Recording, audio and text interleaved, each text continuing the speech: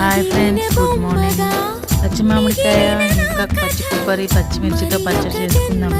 టిఫిన్స్కి అయినా రైస్కి అయినా సూపర్గా ఉంటుంది. వాళ్ళకి పుల్లగా కారంగా చాలా ఒకసారి ప్రాసెస్ చూసేయండి, ట్రై చేయండి, కామెంట్ చేయండి ఎలా వచ్చిందో.